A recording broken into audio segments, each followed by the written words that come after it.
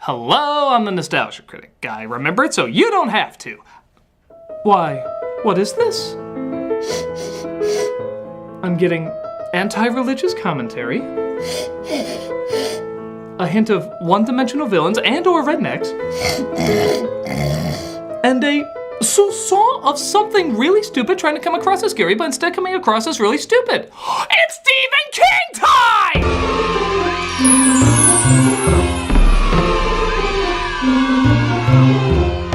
Sometimes I feel bad picking on this guy's worst work, but his worst work is clearly having so much fun being his worst work that, in the end, everybody's having a good time. So let's keep the Nostalgia-ween tradition going by looking at his 2003 film, the story where aliens come out of people's butts. I mean Dreamcatcher. I mean the story where aliens come out of people's butts.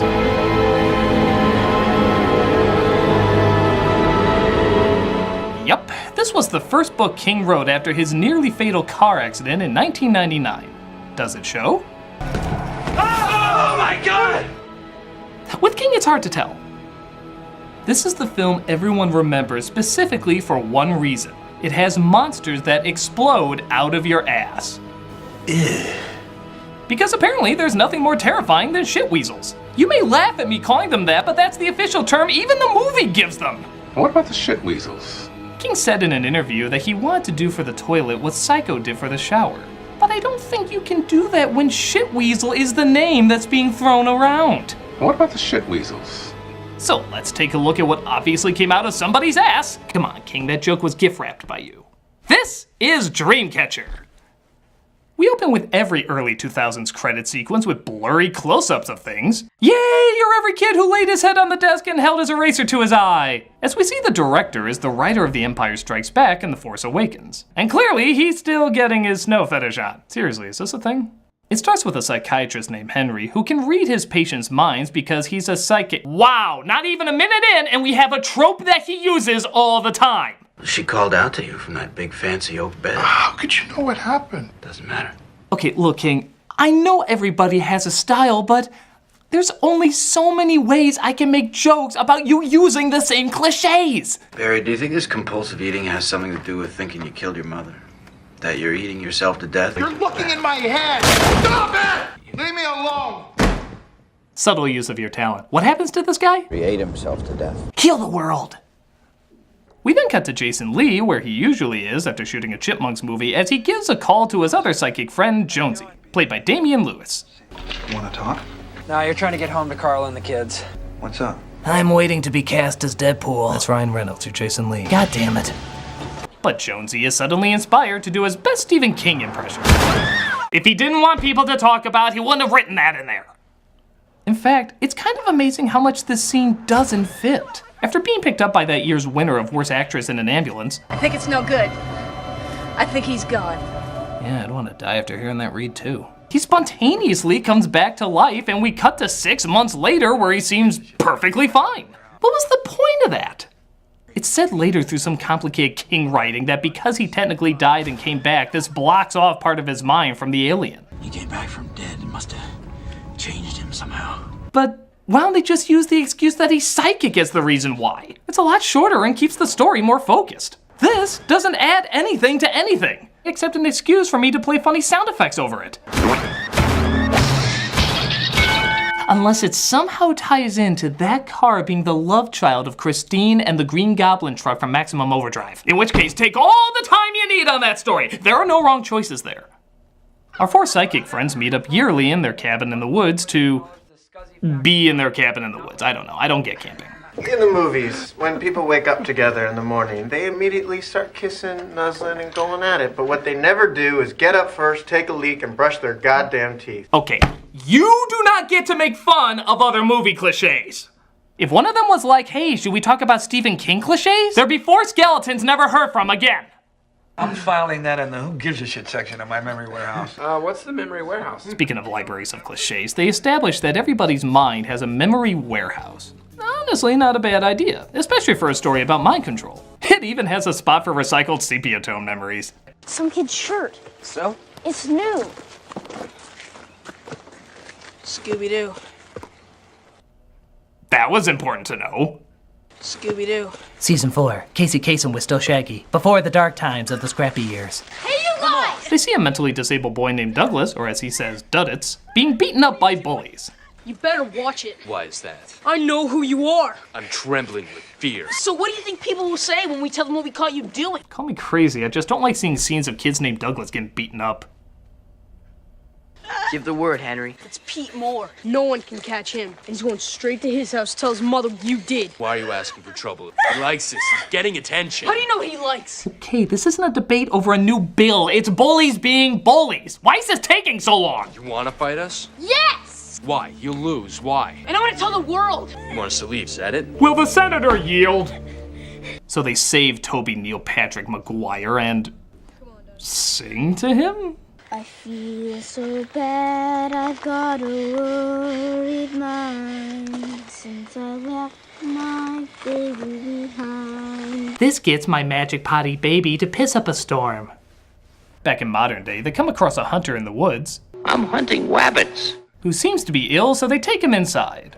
Hi. Joe Clarendon. Call me Beaver. Intentionally? But our hunter seems to be having terrible gas, coming out both ends.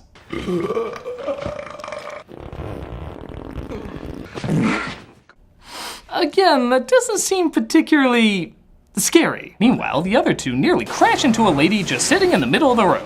I broke my leg.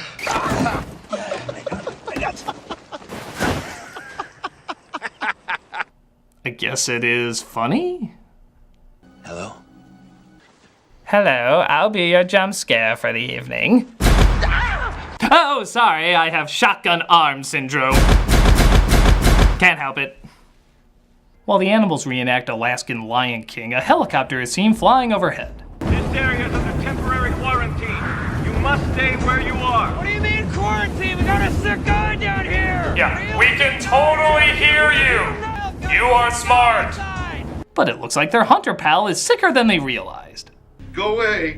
Open the door. We have to break it down. Can a man have some privacy? Absolutely positive. I want to go in there. What if he's dying? Scooby-Dooby-Doo, we got some work to do now. Well, now you said that, I know you're serious. I mean, you'd have a stronger argument if you pointed out Flintstones were a modern Stone Age family, but nevertheless, strong words. Whoa! Meet George Jetson! Thunder, Thunder, Thundercats! DuckTales! Woohoo! All right, that's enough, fellas. Snap out of it. Oh my God! Oh, Tiny Toon Adventures! So there seems to be an awful monster they can't flush down. Oh, and an alien creature. That Lee sits on to stop from getting out. Find the damn tape! Man, I've never seen Jason Lee so terrified. What could be under there to scare him so much? Oh, of course! Future Squeakquels. Come on, Dave. Think of all the genres we could do with pun titles. A rap musical called Chip Hop. A religious film called Holy Chip. And of course, the Halloween special Scared Chipless. We're coming for you, Dave. The chip must blow. The chip must blow! So while the chip weasel seems under control, he, no joke, lets them out because he wanted his toothpick. Are you freaking kidding me? Alright, I get that they're trying to hint at some sort of compulsion with him, but even an OCD person wouldn't be like, oh my god, if I let go of this trigger, a bomb will explode! You know, this could be a little bit more symmetrical. But it gets even sillier. Now that the monster's out, it leads to some pretty goofy stuff. Like fighting him off with a toilet brush, cutting his hand off and looking only slightly annoyed by it, and even a 90s crotch shot. I feel like Daniel Stern should do his girly cry from Home Alone. The creature ends up killing him as we're shown Stephen King let down alien number, 5, who takes control of his body. Meanwhile, we're introduced to 2 albino caterpillars with Morgan Freeman's face attached, who points out that these alien creatures who infect the human body and have their young burst out in bloody ways sounds a bit familiar. The men call the red stuff Ripley, after the broad in the Alien movies. See what I did there? That immediately doesn't make it a ripoff. I learned my crap from the Rocky and Bullwinkle movie. Shut up! This is totally different! Yeah, Freeman plays a guy who really knows his shit, like making his soldiers give scouts honor, only to shoot their fingers off. That was nice. And talks about tons of needless military information that honestly plays little to no part in anything. They never picked terrain like this before. Do you know the Blue Unit Catechism? I handpicked every man in Blue Boy Group. Under what rules does Blue Unit operate? They never visited a world they wouldn't rather own. Tell me how we're doing. Going fast and hard. When a soldier disobeys a superior's orders. God, you know what this all leads to? At one point, Freeman tries to shoot our hero, and he fails. That's it. So why are we listening to all this? There's a difference of opinion about the Ripley. Who has an opinion? 3-star. General Matheson. When did you see him? He called me in yesterday. And what is the vaunted opinion? It's like dedicating a half hour of Snow White to talk about the Queen's foreign policies and social affairs. Nobody gives a shit. You fall off a cliff. Why are we stuck with this dueling pair of Dr. Wily mustaches? And what about the shit weasels? Oh yeah, because he says that. That kind of makes it worth it.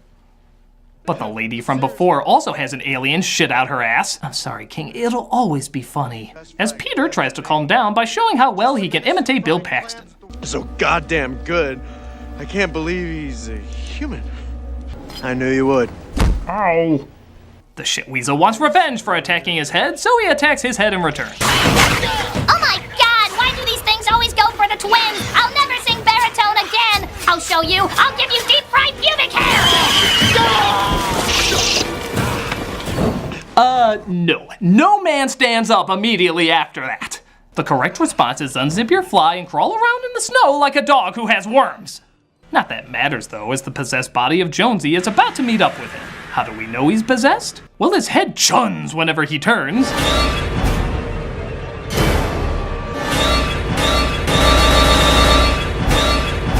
Which goes really great with his hood sound effect. Yeah, even his hood has a sound effect. I swear to God, I'm not adding this. What are these aliens trying to be? Diabolical Mike Winslows?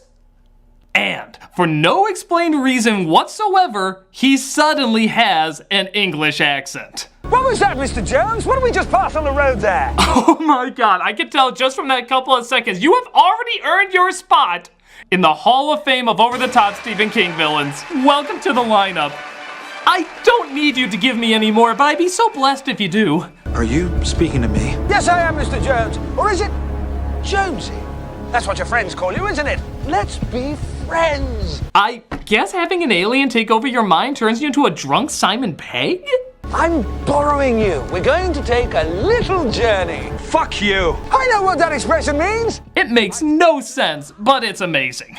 Pete, I need you to get onto the snowmobile right now. You sound like one of those James Bonds. Even in the memory warehouse, Jonesy has partially blocked off. That doesn't stop evil Eric Idle from knocking on his echoey door. Let me in. What have you got in that part of your mind? It'll just take me a while to find them. Think about letting me in. It's the polite thing to do. Man, Alien's got some good backup accompaniment. You know this guy Shaft is a mean mother. Shut your mouth. I'm just talking about Shaft. We can dig it.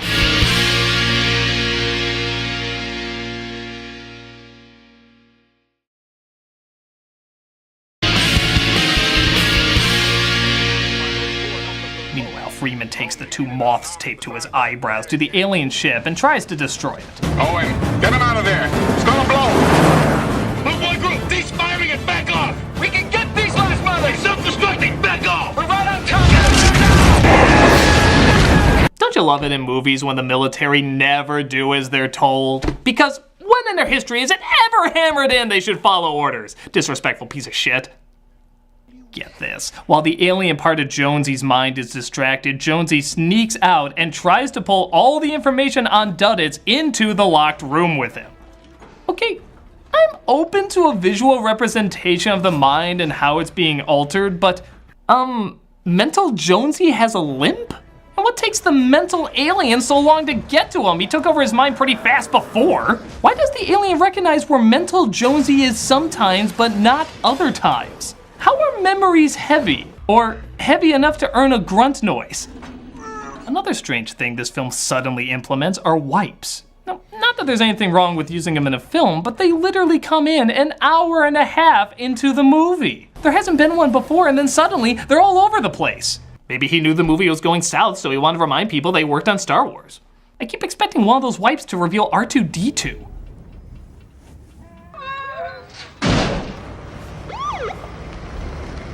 So Henry gets caught in quarantine, but he convinces Freeman's second-in-command that Freeman is nuts and going to kill everybody in the area. The soldier agrees with him, so he decides to break Henry out. You almost ran me down. Figure you'd read my mind and get out of the way. A perfectly valid point. But Jonesy calls Henry through a phone in his mind, and Henry answers his gun to talk. Hello? Jonesy! Oh my God! Where's he taking you? Massachusetts. He is. It's okay. This is still a scary film, right? Was it ever meant to be scary? Because it's starting to look like a mix of Russian roulette, and whose line is it anyway? Hang in there, Jonesy. Jonesy! Jonesy! Jonesy, I can't hear you! Hello, operator! Operator! Oh, that's a loud beep. And you know this dude's just thinking, oh my God, I've killed us all. I'm gonna be court-martial for this loon, and I doomed the human race. He hung up. Oh, Pokemon, gotta catch 'em all. So they find out where Duddits is, who's now played by Donnie Wahlberg, looking how half the new kids on the block look right now, and he tells his mom he needs to go stop an alien invasion. She, of course, has no problem with this. Goodbye, Daddy. Be a good boy. Now go save the world.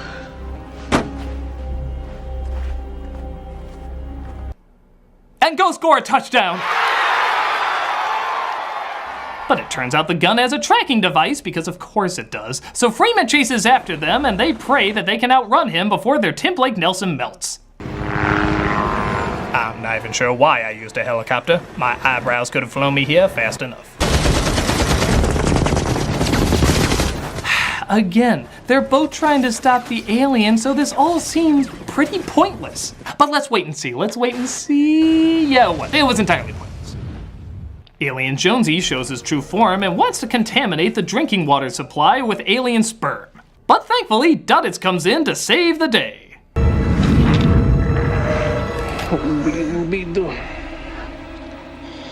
We have some work to do now. Weirdest cartoon tie-in ever.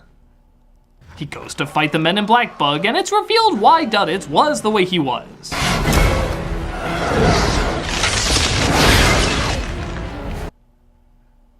Of course! He was an alien all along!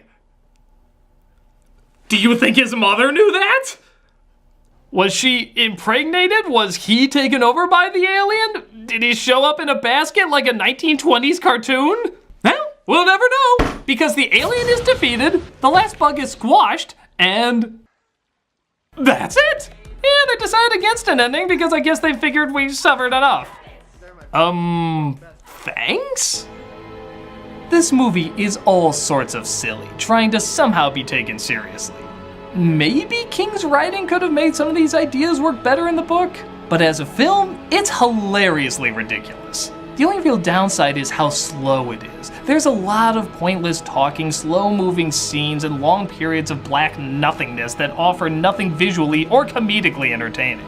But it does still have evil British aliens, crazy Morgan Freemans, and of course, shitweasels. If that sounds insane enough to tickle your funny bone, then this is definitely one to check out.